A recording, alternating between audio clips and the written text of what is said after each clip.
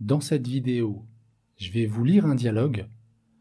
Là, on sera dans un contexte où on va parler d'une sortie en vélo. Bon, c'est juste un contexte, juste pour avoir un dialogue. Donc, je vais vous lire d'abord le dialogue et ensuite, on en profitera. Ça nous donnera l'occasion de voir certaines règles. Alors, je vais d'abord commencer par vous lire le dialogue et ensuite, on reviendra sur les règles. Une sortie en vélo. Donc on a deux personnages. Personne A et puis la personne B. Alors je commence la lecture. Dis-moi, ça te dirait de venir faire un tour en vélo avec moi ce week-end? Il fait super beau et ça pourrait être sympa de profiter du soleil tout en bougeant un peu. Oh, je ne sais pas. Je suis pas très sportif, tu sais. Et puis, le vélo, ça me semble un peu fatigant. Je comprends, mais justement, c'est l'occasion parfaite pour se remettre en forme. Le vélo, c'est super pour améliorer ton endurance sans trop forcer. On prendra un rythme tranquille, promis. C'est vrai que ça pourrait être une bonne manière de profiter du beau temps. Mais je n'ai pas vraiment l'habitude. Tu sais, l'important c'est de commencer quelque part. Et puis, on ne sera pas seul. Je pensais inviter quelques amis aussi. Ça sera plus motivant et amusant ensemble. Avec des amis, ça change la donne. Ça pourrait être amusant, en effet. Mais qu'est-ce que je fais si je suis à la traîne? Ne t'inquiète pas pour ça. On s'attendra les uns les autres. L'idée, c'est de passer un bon moment, pas de faire une course. Et tu verras, on se sent tellement bien après une séance de vélo. Bon, d'accord, je vais te faire confiance. On y va samedi alors. Parfait, on partira dans la matinée pour éviter la chaleur. Tu vas voir, ça va être génial. Voilà, donc je vous ai lu un petit dialogue. Maintenant, on va revenir un petit peu sur certaines phrases, certaines expressions. Ça va être l'occasion pour nous de voir quelques règles intéressantes. On commence ici avec « dis-moi ». « Dis-moi », ici on a quoi? On a l'impératif. « Dis-moi ». À l'impératif, vous remarquez une chose. Alors ici, on peut voir deux règles. Première règle, à l'impératif, on n'a pas de sujet. On n'a pas « je dis ». Je dis, tu dis, c'est directement dit. On a le verbe directement, on n'a pas de sujet. Et ici, juste après le verbe, on a un pronom. On a le pronom « moi ». Donc c'est intéressant parce que normalement, la règle en grammaire, c'est que on met le pronom, la position, la place du pronom, c'est devant le verbe. Alors que à l'impératif affirmatif, c'est-à-dire que la phrase n'est pas négative. À l'impératif affirmatif, c'est le seul cas où on a le pronom après le verbe. Dis-moi. Voilà, première règle ici intéressante. On passe maintenant avec « ça te dirait de venir ». Ça te dirait de venir faire un tour de vélo? Ça te dirait de venir. Ça te dirait.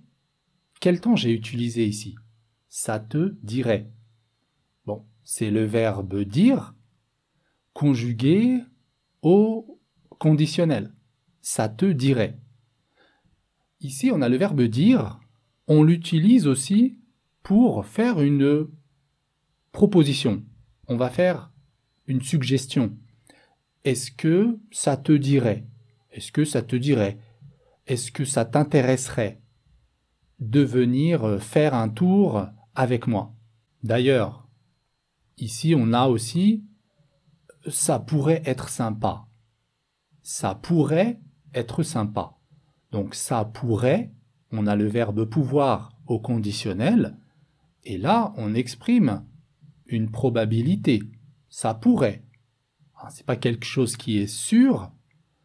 On utilise ici le conditionnel pour exprimer une probabilité. Ça pourrait être sympa de profiter du soleil. On passe maintenant avec je ne sais pas, je ne suis pas. Ici, c'est pour vous faire un rappel par rapport à la forme négative. Je ne sais pas, on a ne pas. À la forme négative, on met le verbe à l'intérieur des deux négations, ne pas. Je ne sais pas, j'ai le verbe savoir au milieu. Je ne suis pas, là j'ai le verbe être, à l'intérieur de ne pas. Donc quand on a un verbe conjugué à un temps simple, les temps simples, c'est-à-dire qu'on n'a pas d'auxiliaire, comme ici le présent, je ne sais pas, on aurait pu utiliser l'imparfait, je ne savais pas, voilà un temps simple, ou le conditionnel. Comment je vais conjuguer? Au conditionnel, le verbe savoir, je ne saurais pas. Vous voyez qu'à chaque fois, on a le verbe à l'intérieur. Par contre, attention, avec un temps composé, c'est-à-dire avec un auxiliaire, l'auxiliaire être ou l'auxiliaire avoir. Dans ce cas, on met l'auxiliaire à l'intérieur de la négation. Par exemple ici, avec le verbe savoir au passé composé, comment je conjugue le verbe savoir au passé composé? Ici, je vais dire « Je n'ai pas su ». N'-AI. Je n'ai pas su. Tu n'as pas su. Il n'a pas su. Nous n'avons pas su. Vous n'avez pas su. Ils n'ont pas su. Vous voyez la différence ici? On a l'auxiliaire à l'intérieur de la négation, à l'intérieur de ne pas. Et après pas, je mets le participe passé. Je n'ai pas su. Avec le verbe être, je ne suis pas. Passé composé. Comment on conjugue au passé composé avec le verbe être? Je ne suis pas au présent. Passé composé. Je n'ai pas été. N'-AI. Je n'ai pas été. Tu n'as pas été. Il, elle ou on n'a pas été. Nous n'avons pas été. Vous n'avez pas été. Et il ou elle au pluriel n'ont pas été. N'-ONT. Donc, avec le verbe être, on utilise l'auxiliaire avoir. Voilà pour le rappel avec la négation. Qu'est-ce qu'on a d'autre? Voilà, ici j'ai mis en gras aussi on prendra. On prendra un rythme tranquille. Ça veut dire que on va y aller doucement. Au niveau du vélo, on va pas trop forcer. On prendra un rythme tranquille. Ici, on prendra.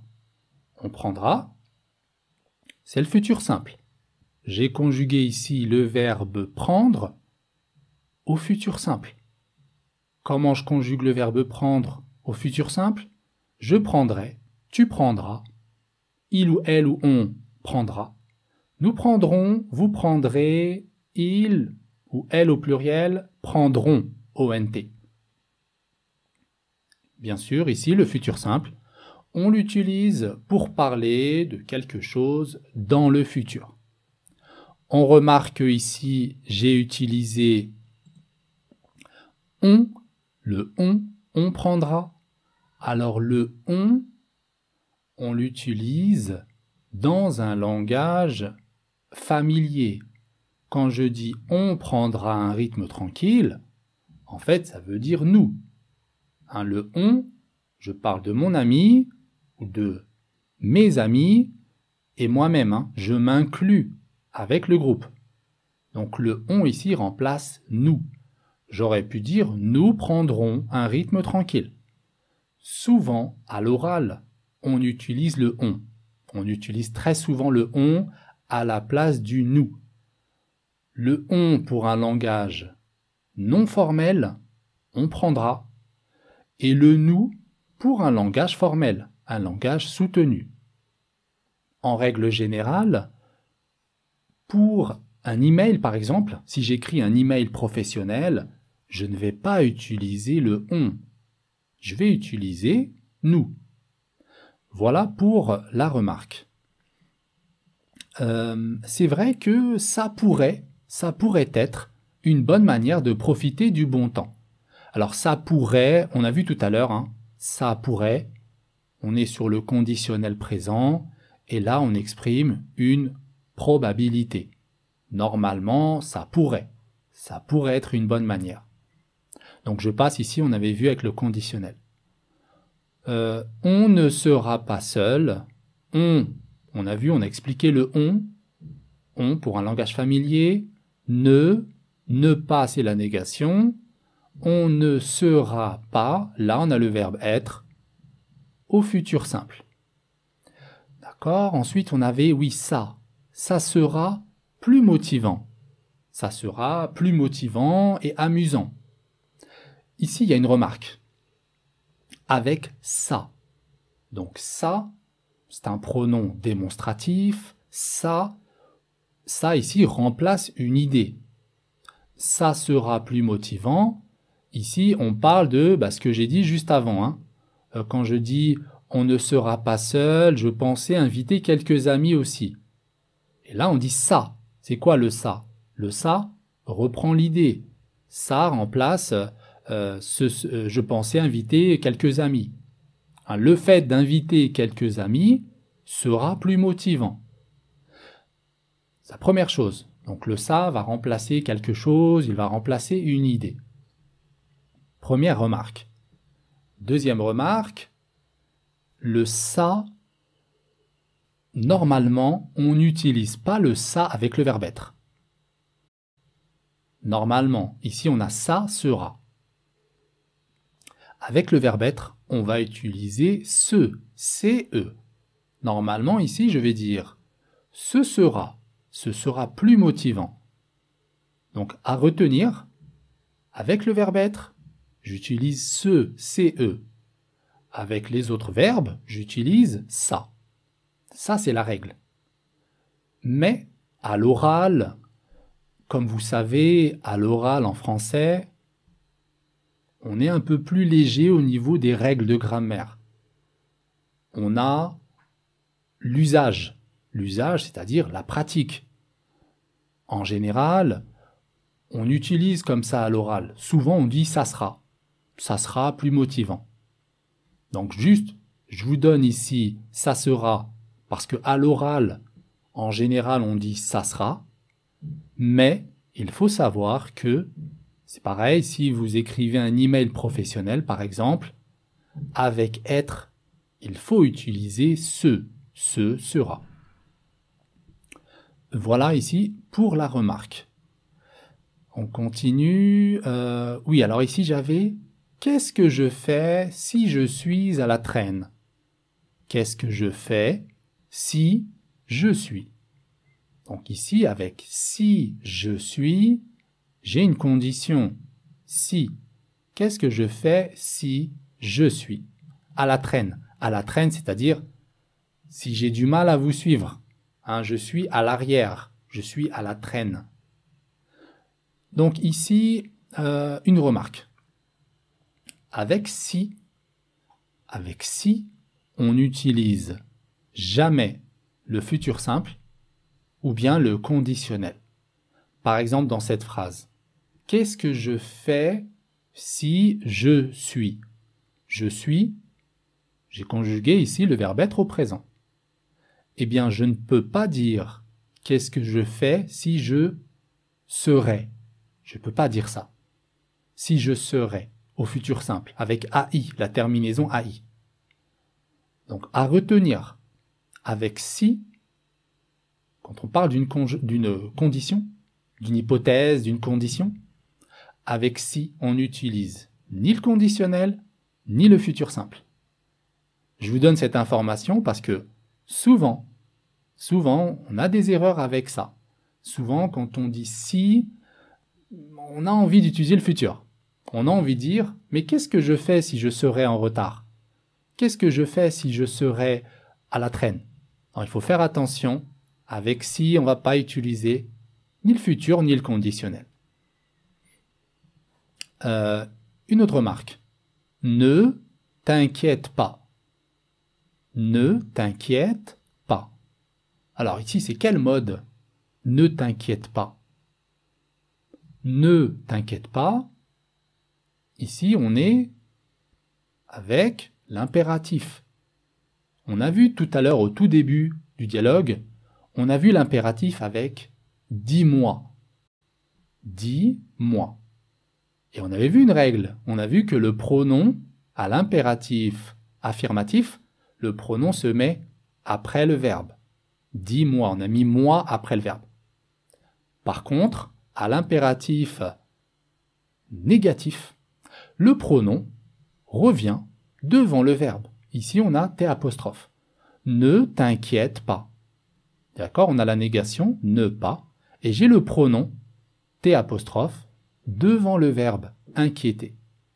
Donc je peux dire ne t'inquiète pas, et si j'enlevais la négation, qu'est-ce que je vais dire? Eh bien, je vais dire inquiète-toi. Inquiète-toi. Le pronom revient après le verbe pour l'impératif à la forme affirmative. Donc voilà, c'est très important à retenir. À l'impératif affirmatif, le pronom est après le verbe. À l'impératif négatif, le pronom est devant le verbe. Voilà, et il y avait quoi encore? Dernière chose. On va dire dernière règle. Je vais te faire confiance. Alors ici, oui, on va voir deux choses par rapport à cette phrase. Je vais te faire confiance. Je vais te faire confiance. Ici, on est dans le futur. Futur proche. Comment on utilise le futur proche? Comment on va conjuguer au futur proche? Pour la formation du futur proche, j'utilise le verbe aller au présent et un verbe à l'infinitif. Donc le verbe aller au présent. Le verbe aller au présent, je vais, tu vas, il va. Nous allons, vous allez, ils vont. Là, on a le verbe aller au présent. Et ensuite, je mets un verbe à l'infinitif. Je vais faire, tu vas faire, il va faire, etc. Toujours pareil. Je vais manger, je vais travailler, je vais partir, etc. Vous avez compris le principe. On a le verbe aller au présent et ensuite on a un verbe à l'infinitif. Voilà pour la formation du futur proche. Pour l'utilisation du futur proche, le futur proche, on l'utilise pour un futur qui est proche, comme son nom l'indique. C'est-à-dire quelque chose, un futur qui est proche dans le temps. Ça, c'est la première utilisation. On peut aussi l'utiliser pour un futur qui n'est pas proche. Ça peut être un futur. Dans ce cas, ce serait plutôt une intention. J'ai l'intention de faire quelque chose. Par exemple, je vais travailler ce week-end. Imaginons, on est mardi. Je peux dire, je vais travailler ce week-end. C'est mon intention. Donc on utilise le futur proche pour un futur proche et aussi pour une intention. Un futur proche, par exemple, je peux dire, le train va partir. Le train va partir. Là, dans 5 minutes, dans 2 minutes. Là, on est dans un futur proche. Ça, c'était la remarque avec le futur proche. Une remarque aussi avec les pronoms. Vous remarquez ici, je vais te faire. on a un pronom ici, le pronom te, et là, je ne l'ai pas mis devant le verbe conjugué. Je l'ai mis devant le verbe à l'infinitif. Quand j'ai un verbe conjugué et un verbe à l'infinitif, je mets le pronom devant le verbe à l'infinitif. Je vais te faire confiance.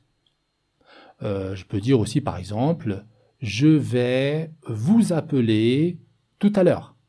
Je vais vous appeler au téléphone. Je vais vous appeler tout à l'heure. Je dois te dire quelque chose. Je dois te dire. Tu peux me donner un coup de main, c'est-à-dire m'aider. Tu peux me donner. Vous voyez qu'à chaque fois, j'ai un verbe conjugué, j'ai un verbe à l'infinitif, et je mets le pronom devant le verbe à l'infinitif. Alors, bon, attention, comme vous savez, en français, on a toujours des exceptions. Ici, je vous donne quand même une remarque. Ça marche, mais avec certains verbes, notamment avec des verbes de perception, ça ne va pas marcher. Je peux dire « je te vois partir ». Je te vois partir. Par exemple, quelqu'un au téléphone, il me dit « oui, est-ce que tu me vois ?» Moi, je suis à la fenêtre, je dis « ah oui, je te vois partir ». Vous voyez ici « te vois partir ». On a le verbe « voir » et on a un verbe à l'infinitif « partir ». Eh bien ici, j'ai mis le pronom « te » devant le verbe « voir ». Voilà, là on a un exemple avec des verbes de perception. On met le pronom devant le verbe conjugué. Voilà, je pense que j'ai fait à peu près le tour sur certaines règles. J'espère que la vidéo vous a plu, j'espère qu'elle vous sera utile.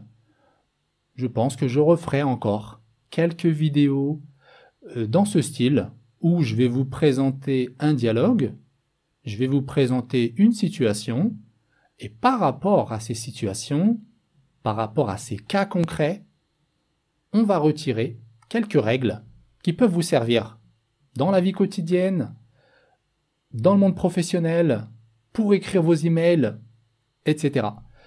Passez une bonne journée, à la prochaine, Inch'Allah.